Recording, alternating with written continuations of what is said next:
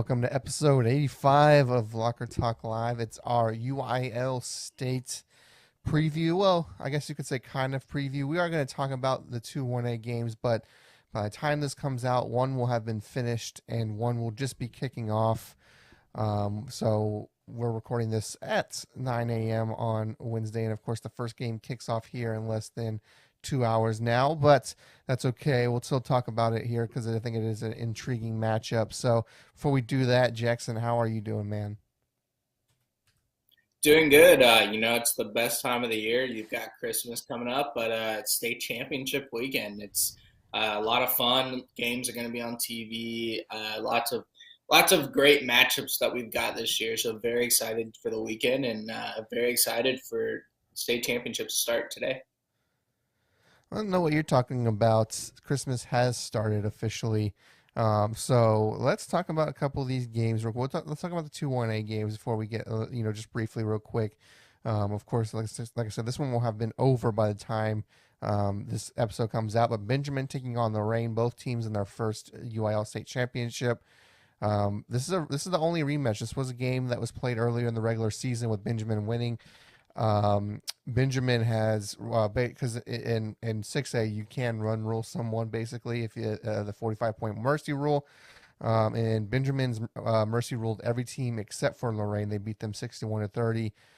Jackson, does Benjamin get the win here? Yeah, I'm going to go with Benjamin. I think that you carry that momentum that you've had all year. You've already beat this team, so you already have an idea. So, like we always say, it's hard to beat a team twice, but I think Benjamin can really get it done, and I'm excited for this matchup to watch it play out. Yeah, it will be interesting to see if Lorraine can learn from that game because even though it wasn't the 45-point mercy rule, it was still a very comfortable win for Benjamin. Let's see what happens there. Moving on, this game will be kicking off right when this episode goes live. That's Westbrook taking on Abbott. Westbrook at 13-1, Abbott at 14-0.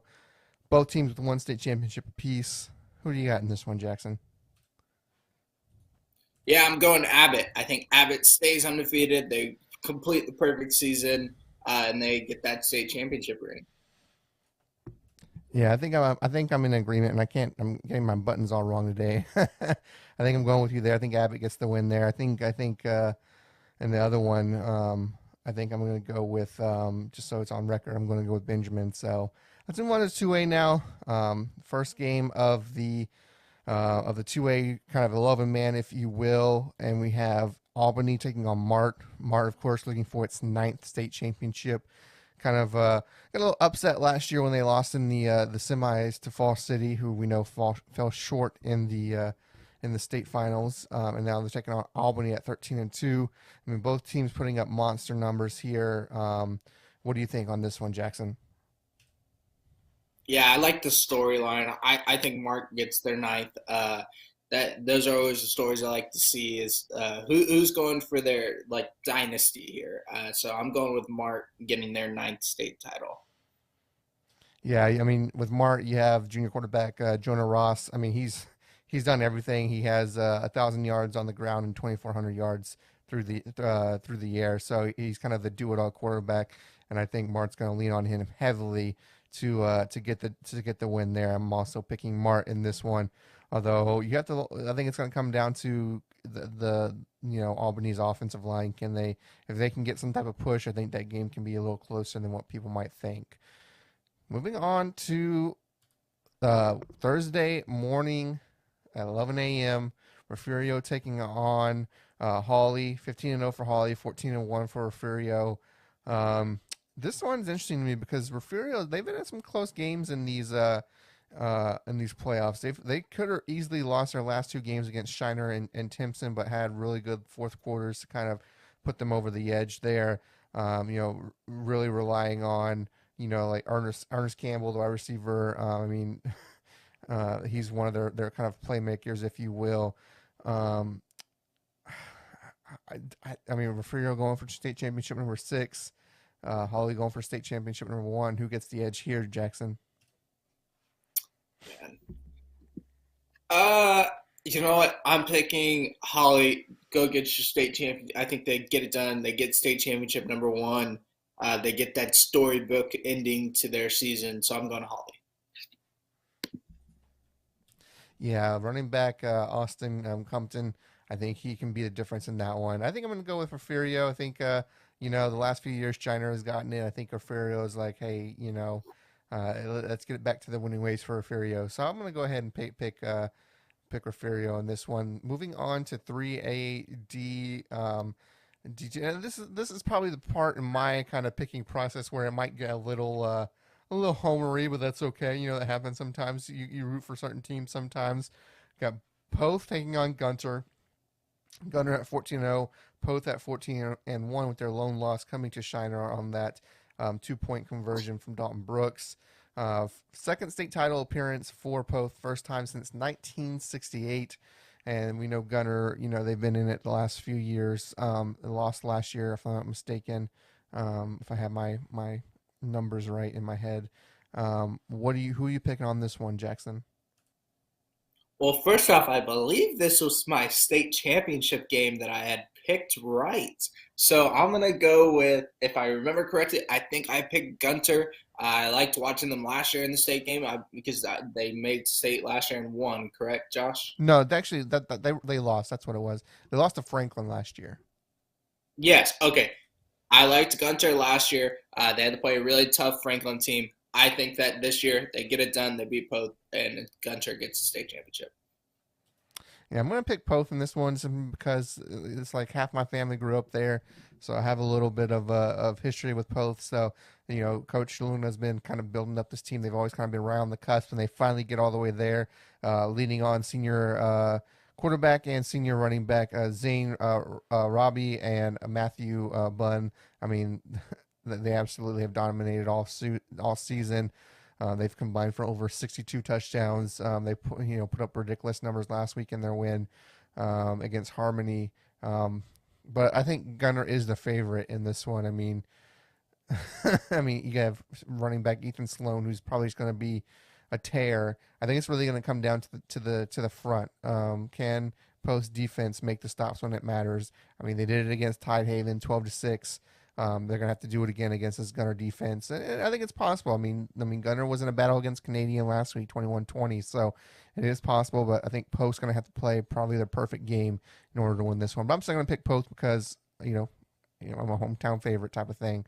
Moving on, we mentioned Franklin. Moving on to 3AD2, we have Brock taking on Franklin. Brock, you look at their record, like how are they in it at 11-4? But then you look at their games and their early non-district schedule was tough. I mean, they set themselves up for success. I mean, they played Wimberley close, and Wimberley's in the state championship in 4A. So Franklin moved up to 3AD1 after last year's victory in 3AD2 during the realignment period.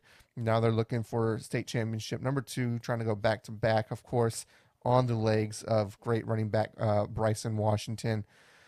Jackson, who's winning this one? Yeah, I'm going Franklin. I think Franklin's too much. I remember watching them last year in the watch along. There's something about this Franklin team I really like. They really like to run the ball. Bryson Washington is really good off, I feel like, in this state game. So I'm picking Franklin to go back to back. Yeah, I mean, this team is on a ridiculous winning streak. They've won 43 of their last 44 games. Lone loss coming to Canadian in the state title game. So it's Franklin's been great, and like I said, they've utilized Bryson Washington during that time. Brock. I think Brock's early season schedule helps them, but I think Franklin is just kind of on another level right now. So I am going to pick Franklin as well to take home this one. Then we go to the night game on. Oh no, I'm sorry, the Friday morning game. Excuse me. At 11 a.m. You have Carthage coming in at 15-0. You have Wimberley coming in at 15-0. Battle of the Unbeatens. Is this our first battle of the Unbeatens? I think it is. Let me double check here real quick. It might just be the first. No. Wait, let's see. It might be. Yes, the first battle of the Unbeatens takes place Friday at 11 a.m. Carthage taking on Wimberley. Wimberley going for state championship number 3. Carthage going for state championship number 9. and they've won. I think as of right now, they have 8. They've won 7 of those since I think 2009 or something like that. So they've been on a tear this last decade or so. I mean, we kind of forget about Carthage and how great they are. Because the last I think year or so they gotten bounced in the playoffs. um, Wimberley is kind of looked at as the kind of Cinderella, I think, in this one because no one really picked them last week either, and they got the win over Cuero. I like what I saw with this Wimberley squad, Jackson. But what do you think in this one? Yeah, Carthage won in the 2020-2021 season. They lost. They didn't make it last year. I think that they're able to go get that ninth. I always like a blue blood type of program going for another, trying to reach another milestone in their program. So I like Carthage in this game, but I think Wimberley, based off of the team that they beat in Cuero last week, I think that this is going to be a really close game. Yeah, I did a podcast for one of our VYPE Live play-by-plays. He has his own podcast, and I jumped on to talk about the state games, and I picked Carthage in that one on Sunday. I think I'm going to change my mind here. So here's the thing. I mean, if you had told me before last week that who was I picking between these two, I probably would have picked Carthage. But Carthage got a little lucky against Glen Rose last week in their win, and Wimberley, after a slow start, their defense came up with some clutch stops against Cuero. I think it was 3 turnovers in the second half to really help their win last week because they were down at one point in that game 30-18 and then ended up winning 42-36. I think it's going to, this is a team that, they had a little quarterback controversy because their quarterback, Cash McCollum, who we'll talk about here in a minute, he went over to China Spring, transferred. And so they had to, Cody Stover had to come in and really a couple weeks before the season had to jump in. And he's only getting better as the season's gone on. I mean, he's thrown for over 2,300 yards, rushed for over 1,100 yards, scoring over 50 touchdowns. I mean, he's been doing it all. And then when they really needed a running game last week, senior running back Johnny Ball came up huge for the Texans. I think he rushed for around 180 yards in that contest to help them along. So I think if their defense can play the way they play against Cuero, make some key stops, give their offense the ball, I think that's going to help them out. I'm going to pick Wimberley in this one again. Maybe a little hometown, a little homer pick, but that's okay. Moving on to 4A D1, 3 p.m. Friday.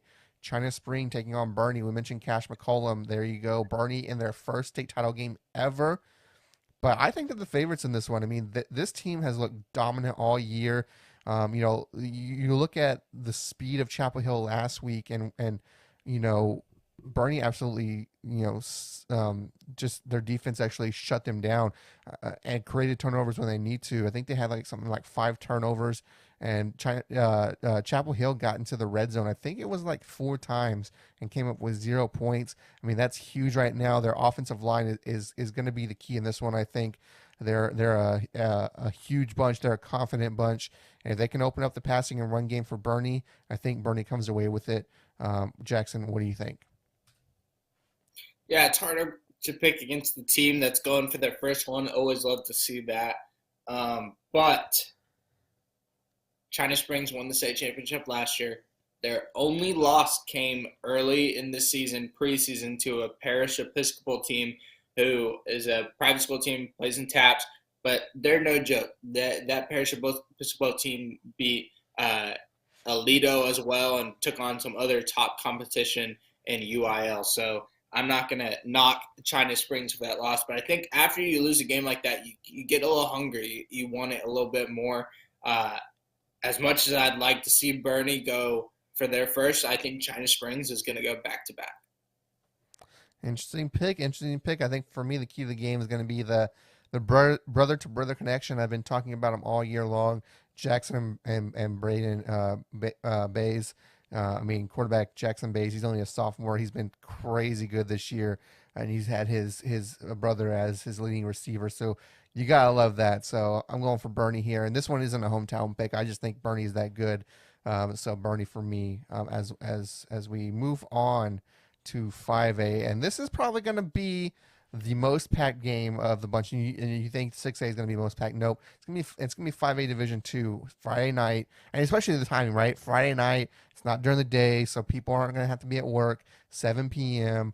Port Neches Grove, South Oak Cliff. Yeah, South Oak Cliff, who we know, who made that great run last year, won their first state championship, taking on Port Neches Groves. They have three. They're going for number four, and we know the Port Neches Groves crowd will show up. We know South Oak Cliff will show up.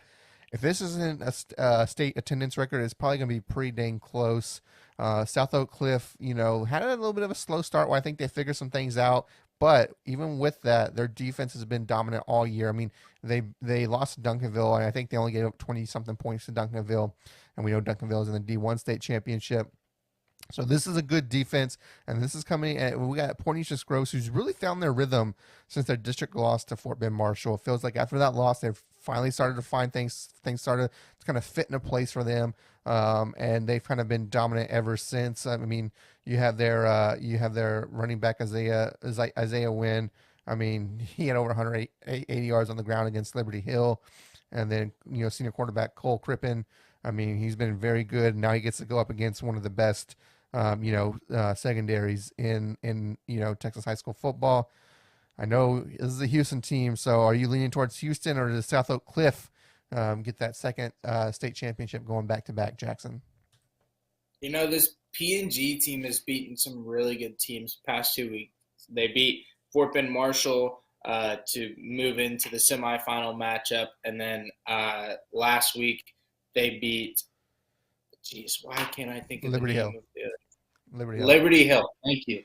They beat a banged up Liberty Hill team last week, but they did it in a very dominant fashion. Whether you want to say, "Oh, Liberty Hill is out there running backs" or not, that's a team that had plenty of kids coming back from last year, and they just kind of manhandled them the entire game. And then on offense, they were just doing their thing. So, well, I'm gonna have to pick P&G. I think P&G gets it done. That entire community is gonna be in Dallas. That place is gonna be rocking. And then on the South Oak Cliff side, it's going to be rocking as well. I think this is going to be a really good atmosphere for a state championship game. I think it's going to be a close game, but it comes down to P&G winning, and Gary Joseph's son wins his first state title. Yeah, if you would have told me Coach Joseph was going to be in the state title game, you would have probably thought we were talking about Katie. But we'll get to that game. What happened to them here in a minute. But I think I'm gonna go. I think I'm gonna go South Oak Cliff in this one. I think this is gonna be obviously. I think the key to the game is Port Neches Groves gonna have to do what they did last week against Liberty Hill, and that's stop the run. That's South Oak Cliff's bread and butter. They really haven't had a consistent passing game just because of it. They've been trying to figure that out all year. But the difference between last week's game and this week's game is like you said, Liberty Hill was missing their two best rushers in that game. Really puts them in a bind. Not only are they one dimensional already with the slot T, and I say one dimensional, but the slot T isn't one dimensional by any means. But when you can stop the run as effectively as they did without your two best rushers, that really puts Liberty Hill by the time the change. They weren't able to really kind of do anything. South Oak Cliff isn't going to be without their two best rushers. So you're going to have that to deal with, and again, you have Malik Muhammad in the defense. You're playing a more talented defense than you were last week against Liberty Hill. No offense to Liberty Hill whatsoever, but there, you look at defensive back Malik Muhammad, the Longhorn commit, being back there leading that bunch. So Jackson, I know you had something to say. What you got? Yeah, I think that it's really going to come down to P&G scoring points because, like you had kind of said, even though the South Oak Cliff team isn't one-dimensional, they have been kind of the past couple weeks. They haven't been able to put up a ton of points, and they've been leaning on cornerback and A&M commit Javon Thomas to move into the running back position where he's kind of taken over that role and kind of burst on the scene as their kind of leading rusher. So it's gonna be really interesting if South Oak Cliff can't do anything with the passing game, and they have to just lean on the run. Because if P&G gets a couple stops to get a couple points, the game might run away from them really quickly. Next game, Saturday, 11 a.m., Aledo taking on College Station. I think going into this, a lot of people had Longview kind of locked into this state championship game, and it almost seemed like it was happening. Longview was up 14-3 heading into halftime, but then they don't score another point in the second half, and Alito beats them 17-14. That was with a crazy game where, with 55 seconds left, they go into like an hour-long lightning delay. Crazy. And then on College Station side, before the season even starts, they lose Marquise Collins to an injury for the season. And you're like, well, okay, well, there goes their best rusher. That's, probably not going to do anything.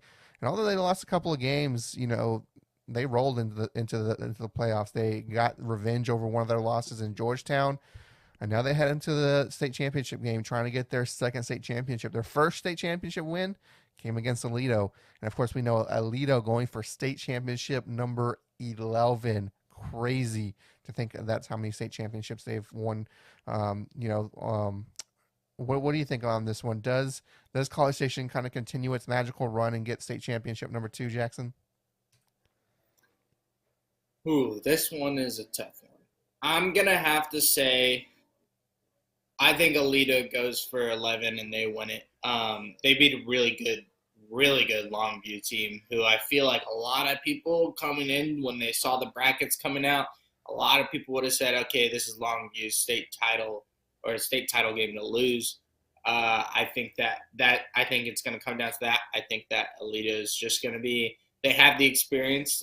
They've had their coaching staff has been in this game multiple times before, so I think it's going to be Alito winning their 11. Yeah, I'll have to agree with you on this one.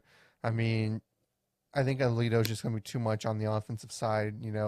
Um, you got Haas Haney. He's really going for this Alito offense. Um, I mean, I don't know. You look at what they did to Longview, and that just makes me feel like if they can do that to Longview, they can do that to anyone and really win it all. Um, yeah, give me Alito in this one. Unfortunately, College Station going to get there for a second year. I think going to come up just short again, but you never know. I mean, we didn't. A lot of us didn't think they'd get this far after losing Marquise Collins. So I think they're definitely in it. But we'll see what happens. Moving on to the middle game on Saturday at 3 p.m. DeSoto taking on Vandergrift. DeSoto getting their with their 47-28 win over Denton Guyer. Very impressive win. I mean, I thought a lot of people thought Denton Guyer, this was their year. And then Vandergrift, I mean, I don't think anybody outside of this area had him picked to beat Katy. And then they just go down and just play toe-to-toe with Katy the whole game. They did a good job of containing Seth Davis.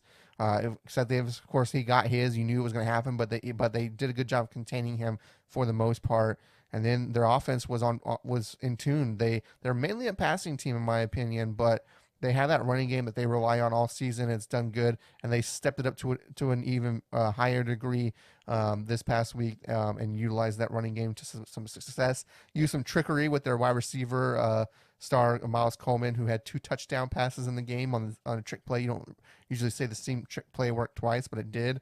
And then they kicked the game-winning field goal, and so Vandergrift heads into their first state championship. DeSoto looking for state title number 2, winning their first one in 2016. Is Jonte Cook and the DeSoto Eagles too much for Vandergrift, Jackson? I'm gonna go yes. I think that last week's game it is. I think that if you are Vandegrift, hopefully that you've already moved on from the celebrating of last week's game. You're in the state game for the first time ever. Like that's very exciting. Looking to get title number 1.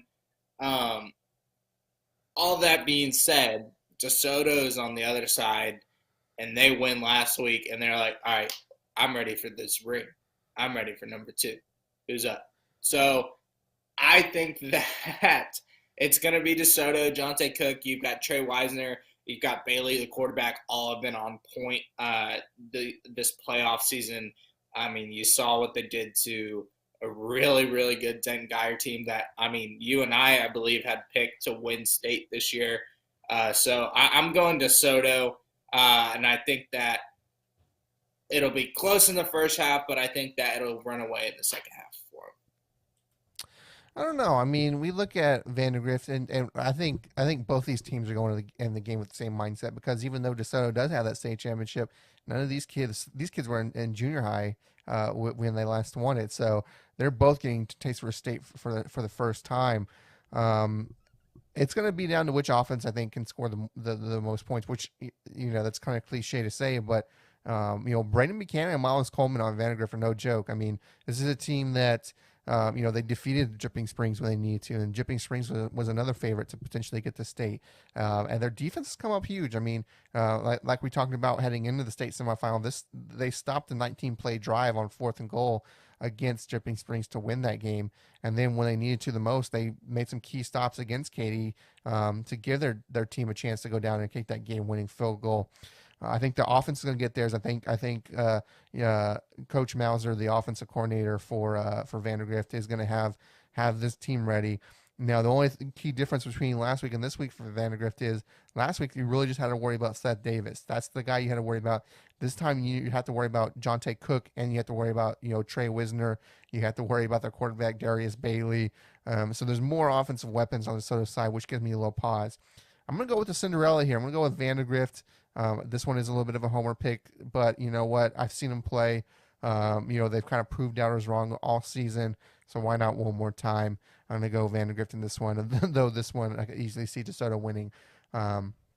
So finally, our last game of the day, part 4 at 7 p.m. on Saturday, Duncanville versus North Shore. Of course, we know North Shore is 3-0 against Duncanville in state title games. And of course, we also know that there are really 3 different kinds of victories, right? You had the Hail Mary in the first one. You had a banged up Duncanville team without their starting quarterback in the second one. And then I think last year's was kind of the most evenly matched, and North Shore pulled away in the fourth quarter. I think that one was like 11-point win or something like that, somewhere around those. I forget the final score, but Around yeah. yeah, it was around there. And so North Shore going in a perfect 5 for 5 in state title games, trying to go 6 for 6, and then Duncanville trying to win their second state championship.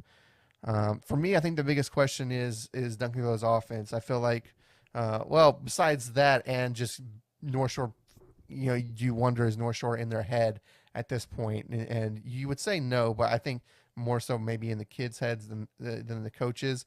I would say no, though. I think this one's going to come down to, can Duncanville's offense put up the points it needs. There's been times this season where you see Duncanville's offense getting off to kind of slow starts before they kind of pull ahead in the second half. I think their defenses should keep them in this game. I think Duncanville's defense is faster than Westlake's defense was. I mean, you saw that speed kill Westlake last week against North Shore. I think Duncanville's defense is faster than Westlake's was, so I don't think that speed is going to be too much of a problem. And then, of course, I know you're going to talk about him. You're going to have to stop Touchdown Dave, of course, the UTSA commit. You're going to have to stop him if you want a chance to win. This is a one-dimensional team. They don't want to pass it if they don't have to. So if you can stop the run game against North Shore, that's going to be key to Duncanville winning this game. But of course, that's easier said than done because we've been saying that all year. All you have to do once Caleb Bailey went down anyways, if you stop the running game, you're going to win this game, and no one's really been able to do it. Tuscaloosa got close the first time they did it, but then the second time they got blown out. So, Jackson, I think I know who you're picking, but let me hear it and why. Yeah, I'm picking North Shore, and but granted, I've seen both these teams play this year, so I think it's going to be close. I think that on the Duncanville side, you're going to see them lean on Caden Durham, their star running back. He's really been going off the past couple of weeks, having over 200 rushing yards, I believe, the past 3 games in the playoffs, which is pretty impressive. He's a really talented back, really talented junior. He's very hungry for this game. Then you got wide receiver DeCorin Moore, who's made a ton of plays down the field. He's the deep play threat that you got to watch out for. So that matchup against that North Shore secondary, who we're calling the East Side Island Boys, I'm very excited to see that matchup of the Duncanville offense versus that North Shore defense that has just been too good all year. And then on the flip side, I mean, like you said, it's Touchdown Dave and it's Rashad Johnson, DeAndre Hardman. It's that rushing attack, that 3-headed monster. Are you going to be able to stop it? Because it's going to come at you, and they're going to keep coming and keep coming and keep coming. And if you can't stop it, you're going to see a lot of a lot of touchdowns, and you're going to hear that North Shore band playing and that crowd yelling East Side all day long. So I think that North Shore is going to win this game. I think it's going to come off of David Amador's play at quarterback. Though he mainly kind of runs the ball, the kid can pass the ball. He's had some really good games passing the ball this year, where he's able to get his guys open in space.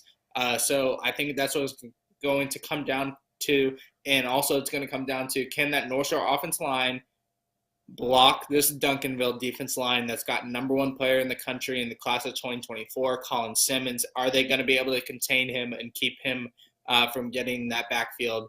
They were able to do it last week against Colton Vosick. Can they do it this week against Colin Simmons? Yeah, but I think the key difference in that one is I think Duncanville's front is probably a little more stacked than Westlake's was, where you just have to really worry about Colton. But we'll see. It definitely helps when you're a run first team against that kind of probably a team, especially in Colton's case, where he probably likes to just pin his ears back and go. But I'm gonna go. Like I said, I'm gonna go Duncanville, but North Shore could easily win this one if you're asking me. So lots of good games across the board. Jackson, can't wait to see how they all shake up. Hopefully, bring some tiles down to our hometowns. Shayna's as well. Hopefully, everyone gets a little bit of love. It's gonna be some good games, man. Like I said, I'm most excited to see the crowd on that Friday night game for sure. But let's get out of here, man. Who are you shouting out today before we get out of here? Yeah, I'm gonna shout out my brothers, or actually, I'm gonna shout out my one brother who will be graduating on Friday from Texas A&M. So congratulations, Mason. Very excited for you. Very proud of you. Very excited to see where you go after graduation. But shout out to you, Mason.